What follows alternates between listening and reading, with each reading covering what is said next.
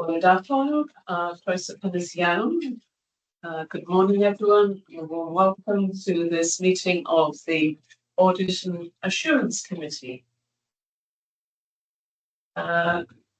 We are, I think, all in attendance. A couple of colleagues are attending online, but a warm welcome to you as well. Do we have any apologies for absence? No issues.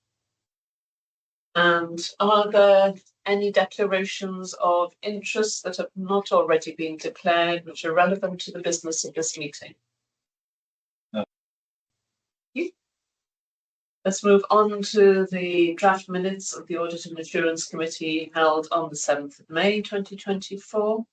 First of all, any matters of accuracy? Helen, I think you have one. Yeah, so on page 1, Helen Hopkins and Helen Williams are referred to as audit managers. Their titles are audit lead.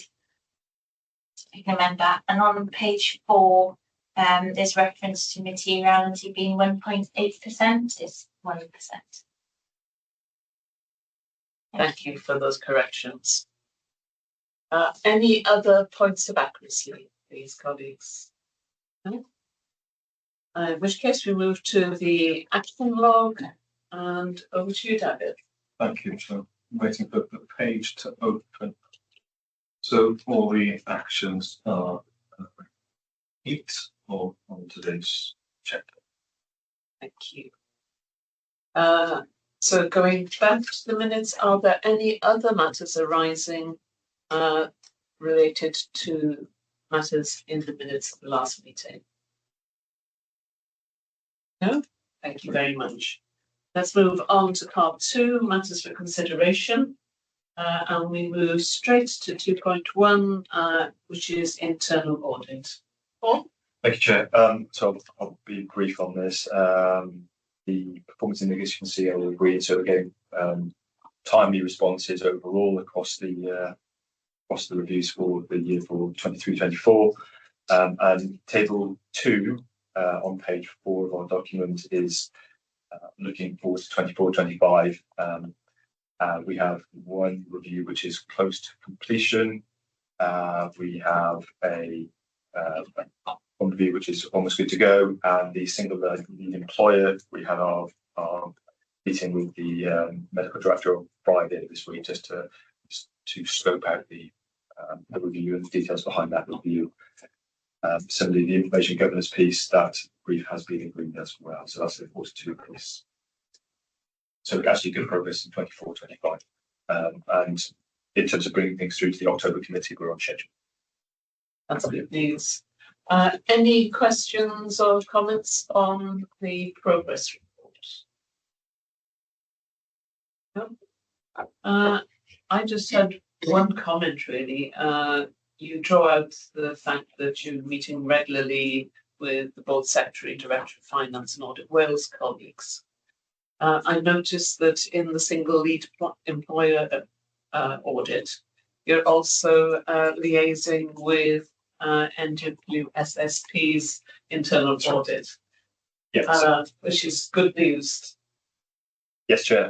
So they have a specific piece, an internal review at the moment, looking at the single lead employer process from a shared services perspective. So the idea being that we'll hopefully be able to knit together our review we're doing specifically with an HEIW and align that with the shared services work as well to get a wider view of the whole process.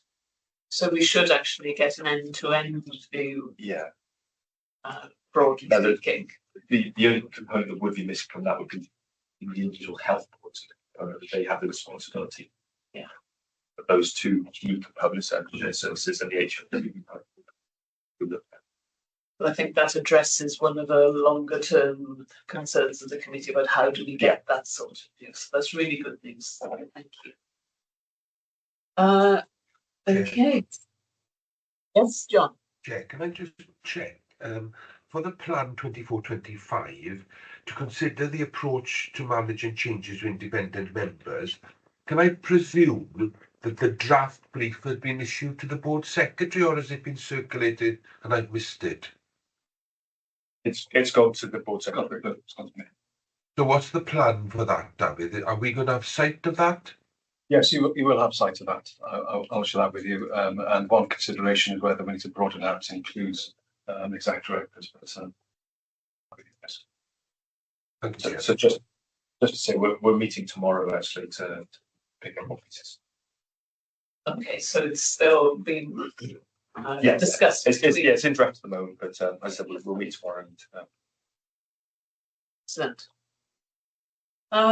Let's move on now to item 2.1.1b, which is the pharmacy training internal audit report.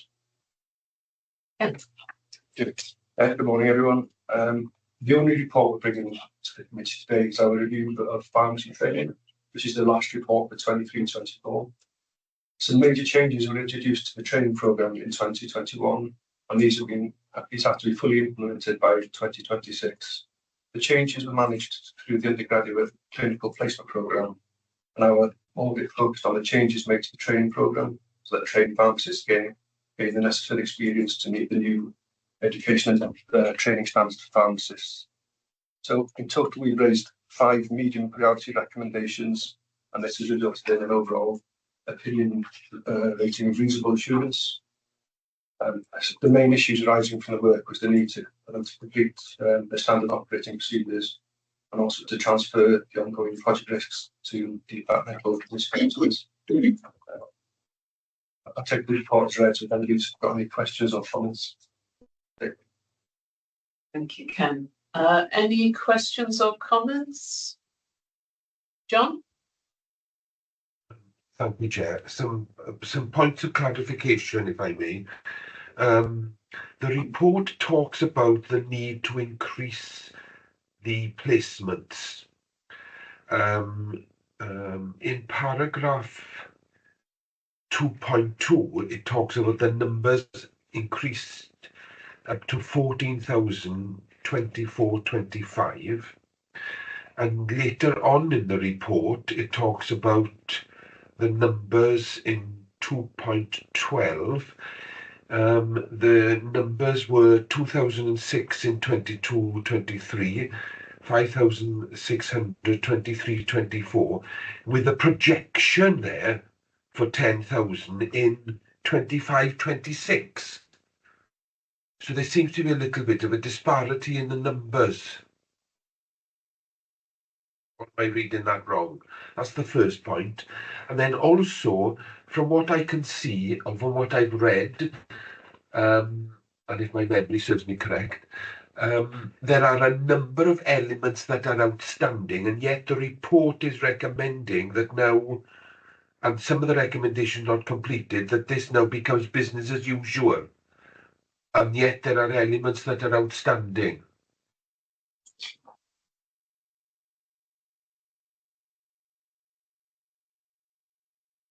So, yes, it's a good point around 2.2 and the disparity in numbers. I wonder whether that's cohorts of placement, like placements on numbers of students placements. Yeah, I wonder if it's just the way that we split the numbers out and what they are, but we'll double check that and make that correction. okay, so that can be clarified offline. Yeah. What about the other point that John has raised? So sorry, the other point was around the. Well, it talks about, Paul, some of the SOPs still not being completed. And if you look at the timelines are not within what was expected in terms of agreed period. So they remain outstanding, and yet within the report, the recommendation now is that this can be closed down and it's business as usual. So I'm just a little bit concerned that there are elements that are still outstanding, and yet we've not had assurance as to when these are going to be completed, and particularly the timelines around the SOPs. That was my understanding.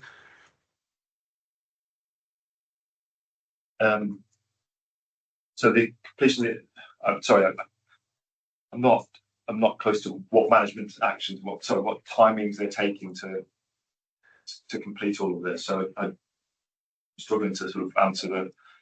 So the management response says, the management response on the SOPs says, Yeah. complete handover into business as usual with all SOPs and key documents Yeah. retained in a secure folder. Yeah. And I presume that means completed and By the end of July, yeah. Yeah, and retained in a secure folder, and that should be done by the end of July. Yeah. So But I think what you're saying. Sorry, But John, I'm go on. sure, Chair, I've read that there remain SOPs outstanding. Now I'm trying to locate where I read that. I think that needs to be checked then, rather than wasting time. I'm sure I read that there were elements that were still outstanding. John, thank you for your feedback. I'll catch up with you after the meeting, and we'll look into the SOPs that are causing concern, and I'll take that information. I'll take that information back to the team and ask for further clarification point. That's fine. And Chair, if I may ask one other question, we all know that in terms of the quality of the provision in relation to this area, placements are absolutely critical. And the report talks about the number that is going to be increased because commission numbers are changing, etc. Did this report or this audit look at the quality? I didn't pick up how are we managing the quality of these additional placements and what we are going to be doing in order to monitor those. Or was it outside of brief? We didn't look at the quality as part of this audit. Okay. Okay. Thank you, Chair. Thank you, John. I think you've raised some important points there, and I think this is another case where the management responses are very brief. We have detailed input from internal audit about matters that need to be resolved, but there are single sentence responses to those detailed recommendations. For instance, matter arising for the Cardiff University Contract and Quality Framework, the contract hasn't been properly signed. It's only been signed by one of the parties. Nowhere in the management response does it actually say that the contract has now been signed or is going to be signed. And that doesn't seem to me to be a sufficient response from management in terms of valid matters that are being raised here.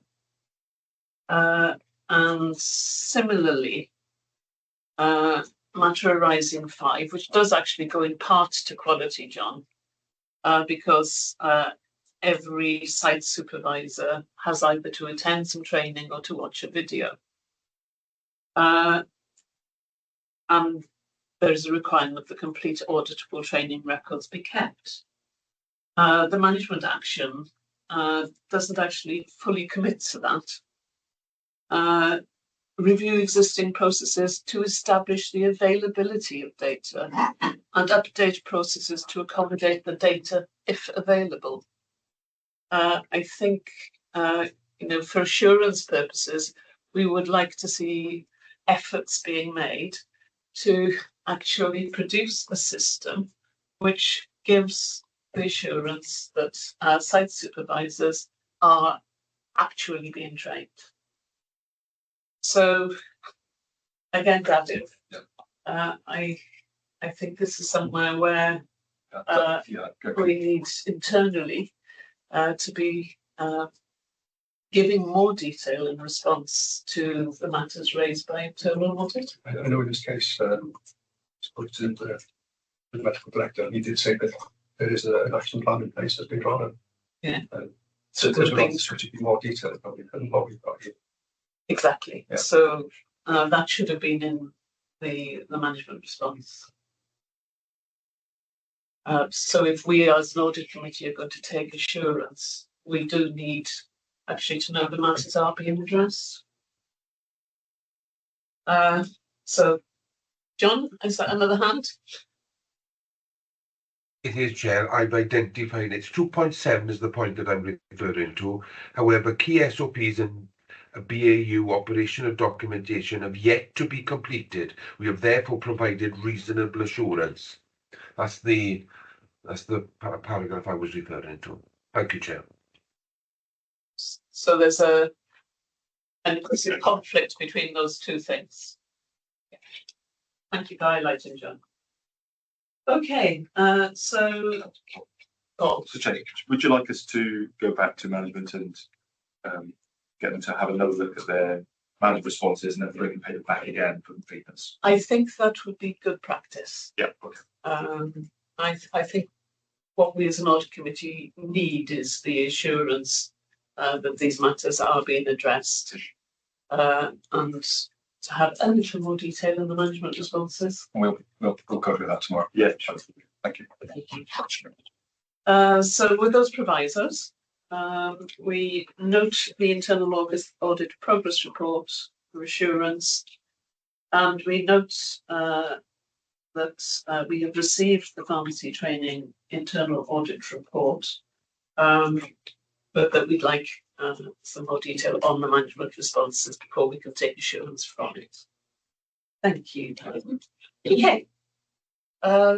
Thank you, internal audit. We now turn to Audit Wales, update on accounts progress. Helen. Okay, so just a short update today.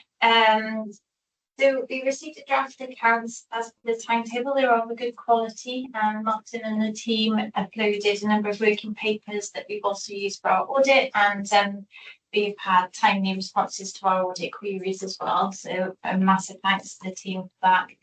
We've largely completed our audit now. There's a few loose ends to tie up, but we're largely there. We've received a draft account and we've checked through the amendments and we're happy with those, just awaiting a revised performance report to review, and then that will be the revised draft review then. IC 260, so our audit of accounts report summarising our work, has been drafted and sent over to Martin and Glyn for their comments. So hopefully we'll receive those with detailed management responses this week. Just to make the committee aware, there is one national issue that is currently outstanding which may affect the accounts. So this is with regards to the Junior Doctors Pay Award. The ballot closes on Wednesday, so hopefully we'll know soon after that if they have accepted the pay award or not. If they accept the pay award, we are anticipating a non-adjusting post-balance sheet event disclosure within the notes to the accounts. If they do not accept, we'll just have to review what the next stages of the action are and the timelines on that. But we would think that the accounts would probably be signed off before anything further is agreed on that. So we'll bring our report to the next committee on the 1st of July. Thank you. Any questions for Helen? No? Thank you. And then we duly note the verbal update. And then we move on to 2.3, the procurement compliance report. Is this you, Deborah? It is, thank you, Chair. In the 2 months since the last report, just reporting that we've had 2 single quotation actions, 3 single tender actions, 4 compliant contract extensions, 7 change control notices which are allowable under procurement regulations. They are compliant, and 2 file notes. These are obviously the ones that we're most concerned about, and we have offered departments training in relation to this. The associated documents details each of those on the few pages, and just a note on our training. From October this year, the procurement regulations are due to change, and all of us in procurement are currently undergoing some deep dive training sessions. they are due to conclude at the end of July. Once concluded, we'll then review the internal training sessions that we offer, HEIW and obviously other health boards that we support. So they will hopefully be concluded during August. So we are hopeful that the new training sessions will be rolled out in September sometime. But if you do, please bear with us, although we're undergoing some deep dive training sessions, the Welsh specific training sessions haven't been released to us yet.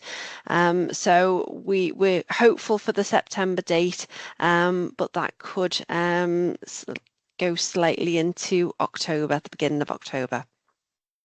And that's it from me, thank you. Thank you, Deborah. Any questions for Deborah?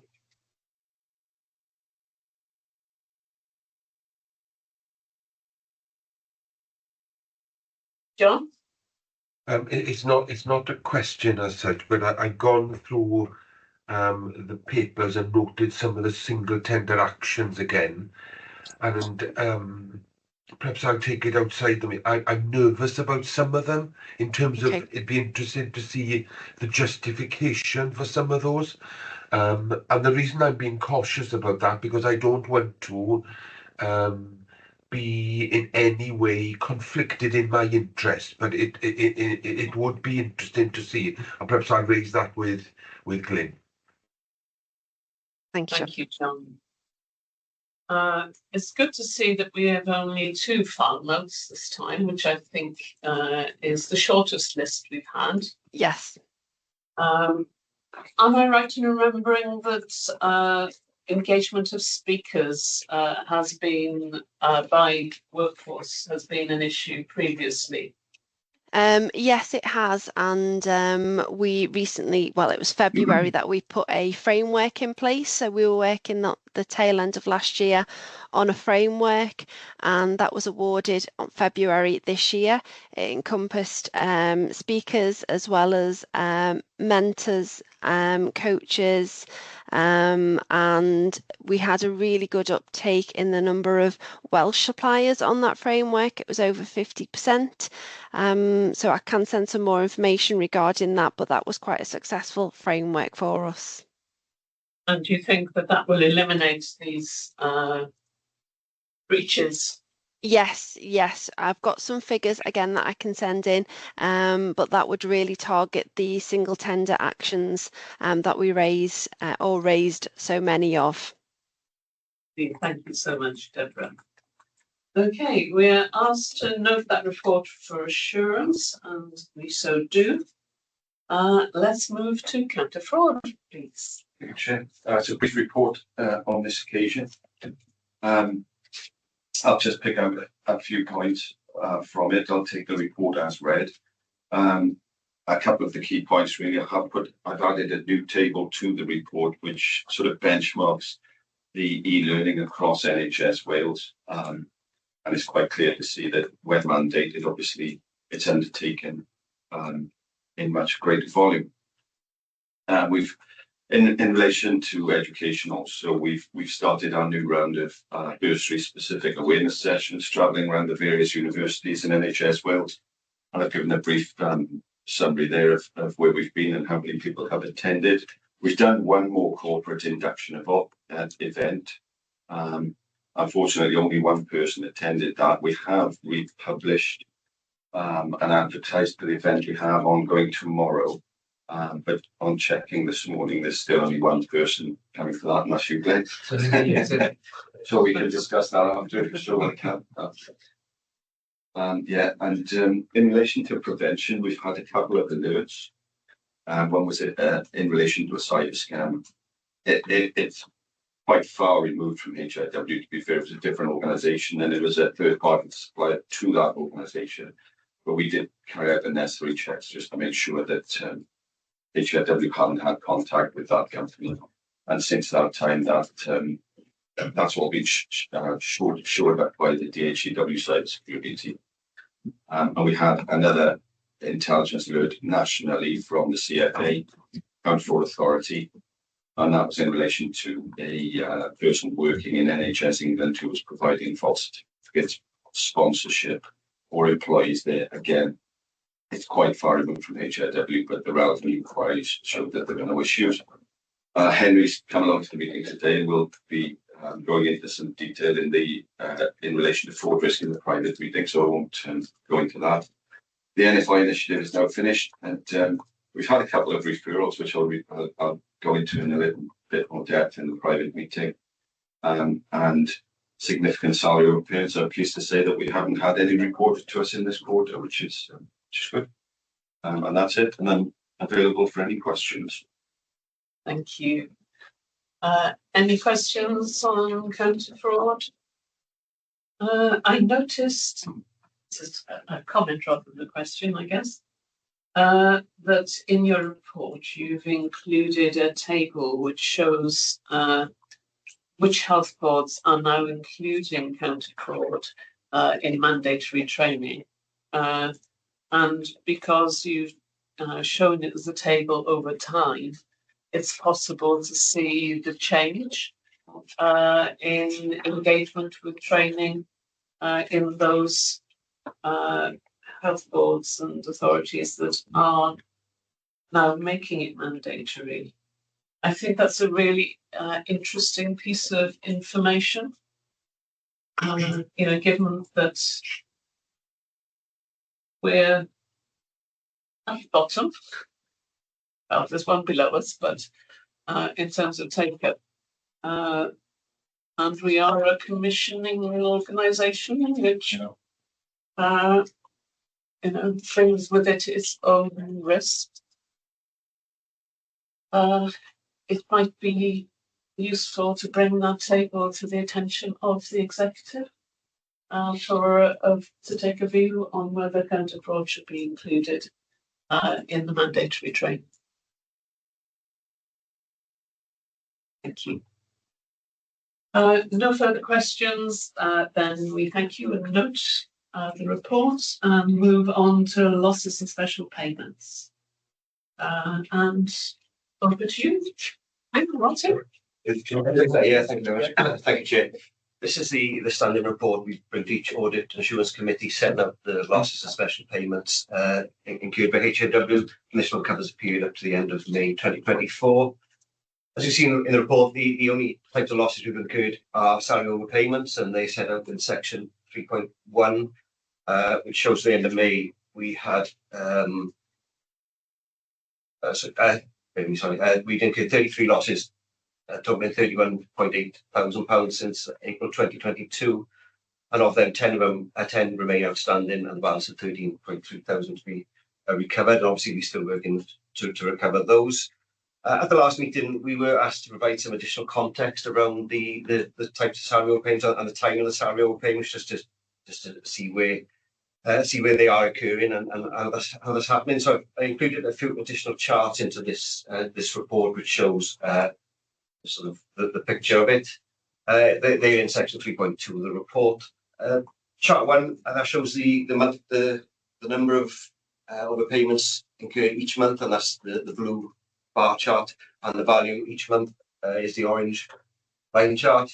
I think you can see consistently we generally get 0 or 1 a month, but there are little pockets of information of additional overpayments that are incurred.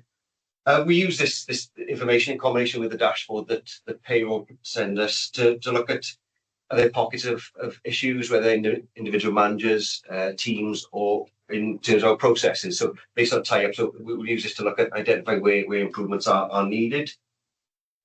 Table 2 then just goes on to show this the average number, just to get a feel for it really, and the average is about £937 overpaid per individual. But as I say, it does vary significantly from £19 up to 2,900 is the largest we've had over the last since we were formed actually with HAW.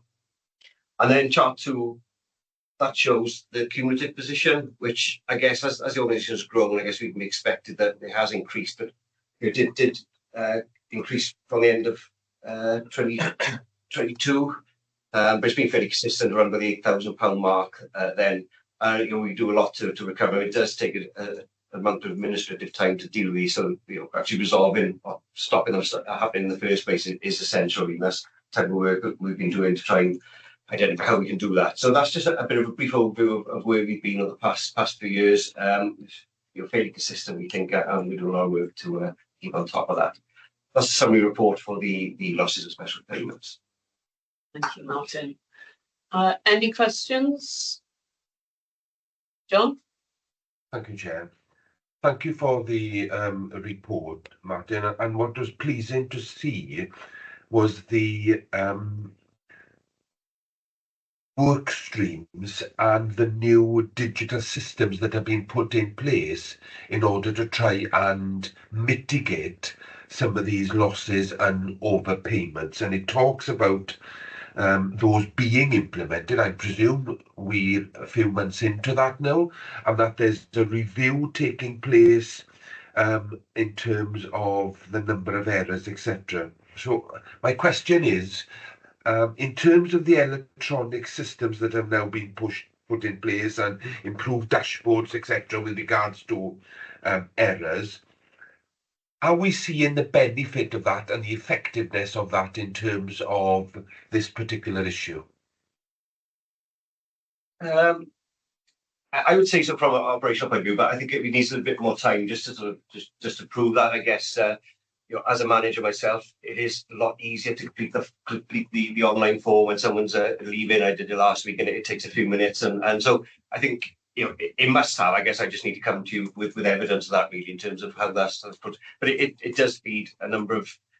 It's not just salary overpayments; it helps in terms of returning equipment to the team. So I think it's as a wider role than just this. But yeah, if I can have a little bit more time, perhaps just to analyse that, then I can give you a evidence answer then perhaps to that. I think that would be helpful, Chair. Thank you, John. I think you've raised the issue that I was going to raise, so we will now simply move to note the report for information. So let's move on to 2.6, Corporate Risk Register. Diolch yn fawr iawn, Cadeirydd. Bore da, bawb. Felly, ar hyn o bryd, mae yna 9 risg ar y gofrestr. O'r hyn mae 4 wedi cael eu asesu'n goch, 4 yn amber, ac 1 bellach yn cael ei ystyried yn ddigwyddiad, achos bod wedi digwydd. O ran y 4 coch, mae 1 yn ymwneud gyda seilwyr diogelwch, yr ail yn ymwneud gyda cyllid Llywodraeth Cymru, yn cael ei gynnal ar lefel presennol ar gyfer y cynllun addysg a hyfforddiant blwyddyn nesaf. Mae'r trydydd risg unwaith eto yn ymwneud gyda'r cynllun addysg a hyfforddiant, ond y tro yma yn ymwneud gyda oedi o ran derbyn cymeradwyaeth gan Llywodraeth Cymru. Ac mae'r 4edd risg sydd wedi cael ei asesu'n goch yn ymwneud gyda newyddion israel negyddol amdan cymdeithion meddygol neu Physician Associates. Mae'r digwyddiad, sef risg 8, yn ymwneud gyda prif ysgolion yn methu recriwtio yn digon o myfyrwyr ar gyfer y cyrsiau nyrsio iechyd meddwl. Felly papur i'w nodi ydy hon, ond hefyd yn gofyn i'r Pwyllgor Ysgol Dda i dynnu risg 8 oddi ar y gofrestr a i fod o bellach yn cael ei ystyried fel digwyddiad. Diolch, Cadeirydd. Diolch, David. Any comments or questions?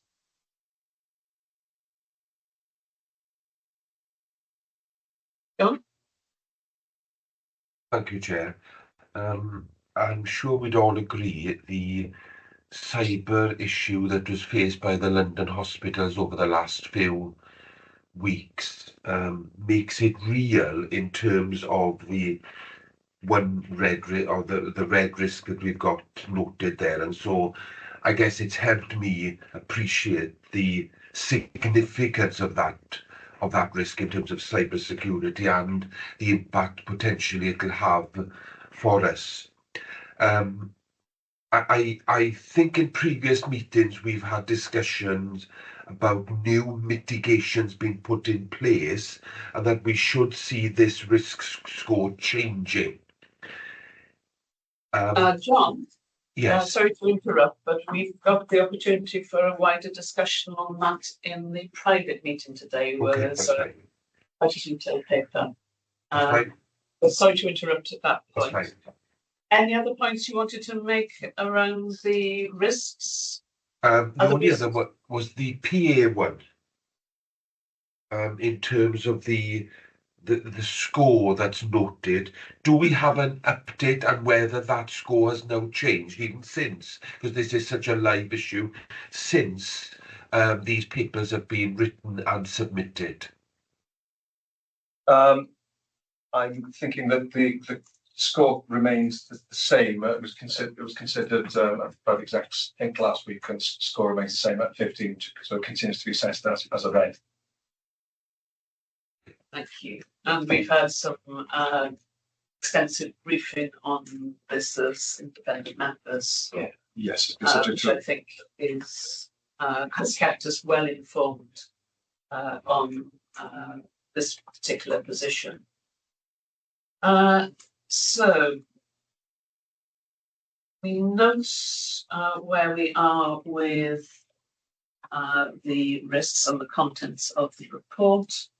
We're asked to approve the removal of risk 8 on the basis that it is no longer a risk, it is actually realised.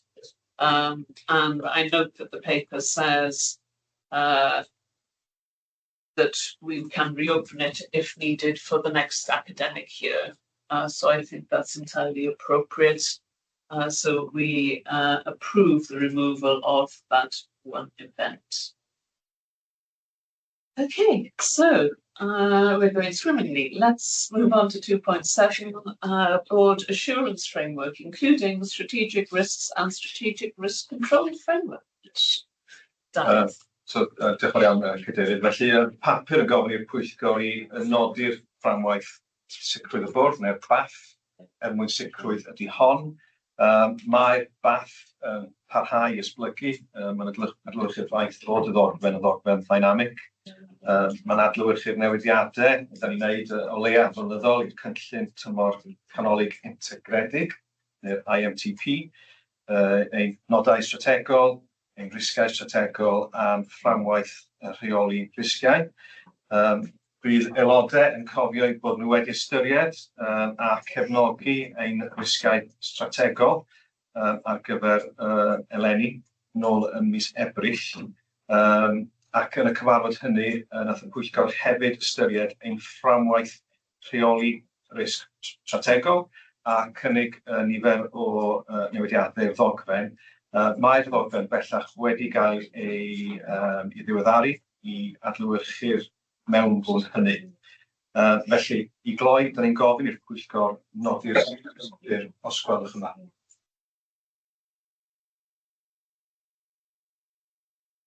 Diolch, Dafydd. Any questions or comments on these papers? John? Thank you, Chair. So thank you, David, for the paper, and I think the paper reflects the ongoing maturity of the organisation in terms of its government, or in terms of its governance arrangements. I've got no issue with the paper as such, and I think it covers things as they are. I'm just raising a point, and it may be something that we need to discuss outside of the meeting or as part of a board development session, but I think we're at a position where perhaps we need to further refine and develop our governance arrangements. And if we look at the paper does talk about assurance significantly within that board assurance framework. That's exactly what it is. But if we look at examples elsewhere within the sector, and particularly the Good Governance Institute, there are other elements that we could adopt in order to improve our board assurance framework, and I'm particularly referring to what I would recall as the AAA, which is the alert, advise and assure. And I'm just wondering whether, just to note for the audit today, that perhaps we should look to further improve the robustness of our board assurance framework, whereby we refer to some good practice that is adopted elsewhere. And the one, as I said, I'm referring to is the alert, assure and advise mechanisms. Thank you, Chair.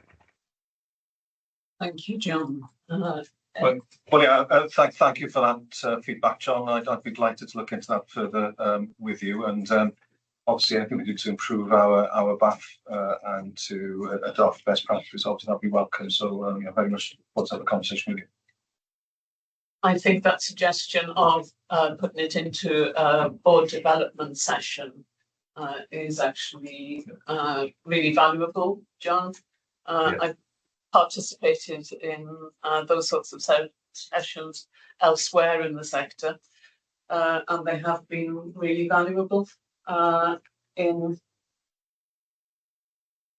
continuing the maturing of the BAF. Okay, but in the meantime, we note the BAF for assurance, but look forward to further discussions at a later date. Okay, I'm going to keep going because it seems a little early to break. So while we're on a roll, let's continue. So, audit recommendations tracker, and it's you, David. Yes, diolch yn fawr iawn, bawb.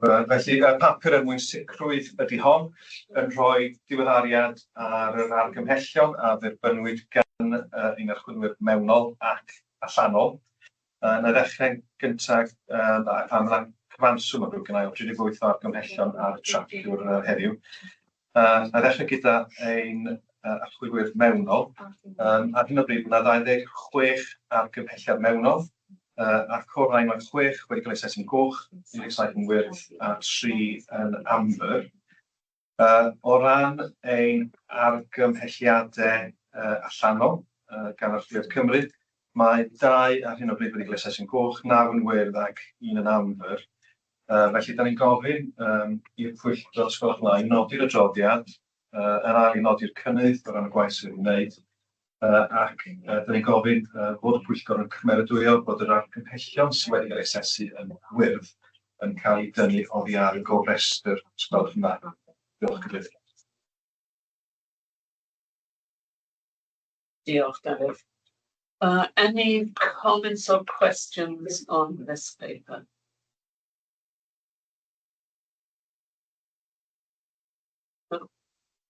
I think it's pretty clear.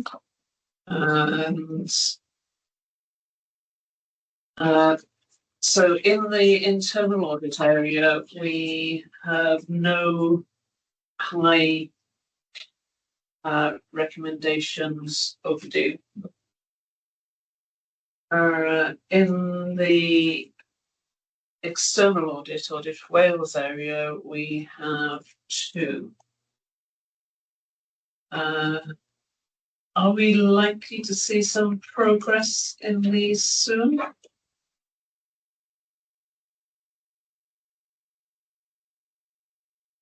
So the HIW Workforce Planning Review. Those 2.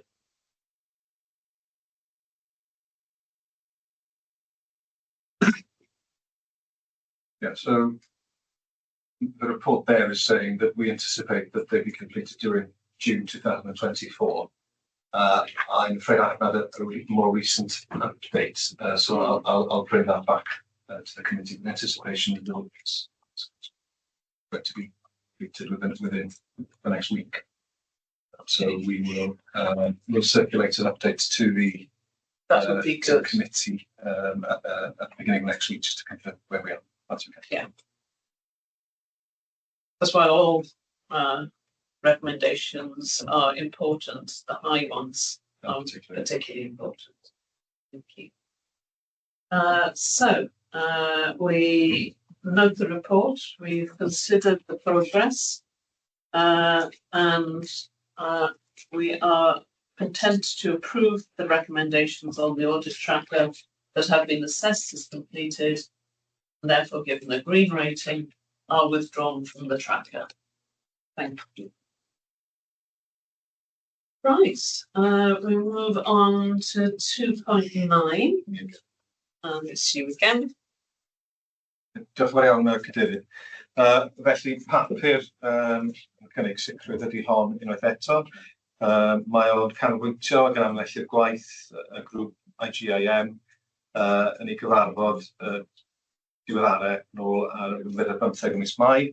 Byddwch yn nodi bod y grŵp wedi ystyried sawl ardal o fewn ei faes ac un ardal o ffocws oedd gwaith y grŵp o ran rheoli recordiau.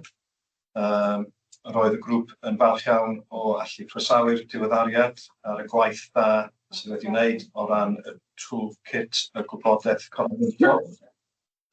Byddwch hefyd yn nodi fod 9 cais FOI wedi cael ei derbyn yn ystod y cyfnod dan sylw, a bod 5 o'r rhain wedi cael ni wedi ymateb i 5 o'r rhain o fewn y amser gyfynol, ond bod 2 wedi disgyn tu allan i'r amser hynny, ac roedd hynny'n adlewyrchu'r ffaith bod y ceisiadau hynny yn arbennig o gymleth gyda elfennau yn ymwneud gyda DPE. Felly, papur i'w nodi ydy hon sgwrs na, hapus i dderbyn unrhyw gwestiwn gan y pwyllgor yn ymwneud gyda ateb. Diolch, Dafydd. Any questions? I was interested to read about the data breaches. And that no data breaches required escalation.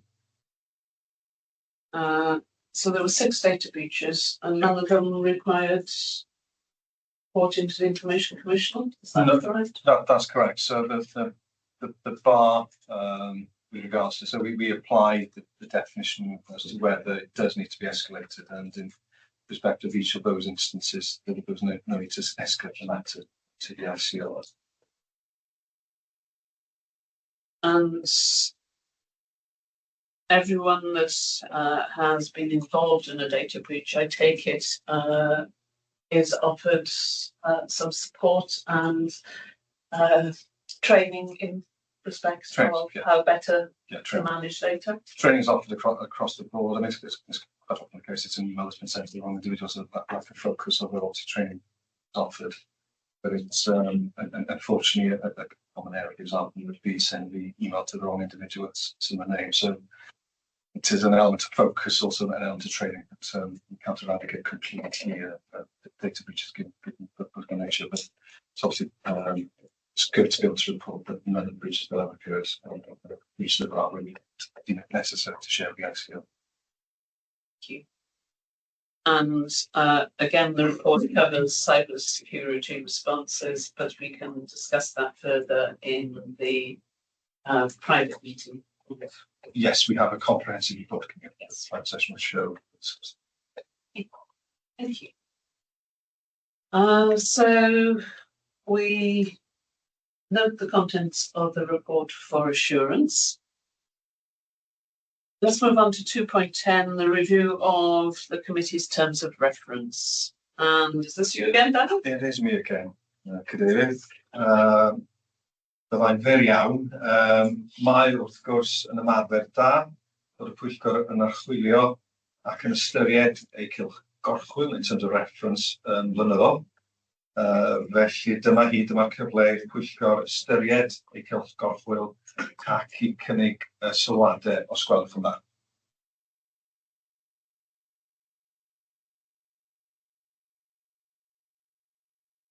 So thank you, Daniel.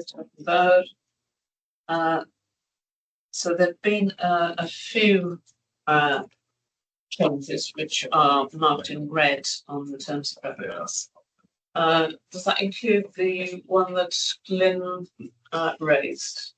Yes. Yeah. So just to clarify, had a comment back from Glyn, feeling that we could be more explicit in terms of the committee's responsibility around IJM, and that is now spelled out within the tender reference. That's no problem. Excellent. Any comments or suggestions on the terms of reference? They're quite comprehensive. Yeah. In which case, thank you for the opportunity to review these, and let us vote them with the amendments as shown. If I could just add, Chair, this forms a part of our more general annual review of our standing orders. Obviously, in terms of reference forming part of our standing orders, each one of our three committees will be considering their terms of reference at their next meeting, and the intention is to take the standing orders to the I think to the meeting of the board in September or November, depending on when the next grants committee, and then we'll undertake an annual review of our standing orders as well. Thank you. That's helpful clarification, Darren. Okay, that brings us to the end of part 2. Part 3 is for information. It includes the Audit and Assurance Committee's forward work programme. Thank you, Sarah. And that takes us on. Are there any questions or comments on that? No, thank you. Is there any other business? Not for the open session. Nothing else has been notified. Okay. So the next open meeting will be on Thursday, the 4th of July, 2024. It'll be the final accounts meeting, and look forward to receiving the final outputs of your hard work at that meeting. So I will bring this meeting to a close, and I'll read the standard statement. In accordance with the provision of Section 1(2) of the Public Bodies Admissions to Meetings Act 1960, it shall be resolved that representatives of the press and other members of the public be excluded from the latter part of the meeting on the grounds that it would be prejudicial to the public interest due to the confidential nature of the business transacted. This section of the meeting is to be held in private session. So, diolch yn fawr iawn pawb. Thank you all. This meeting is now closed. Thank you, Chair. And we can start.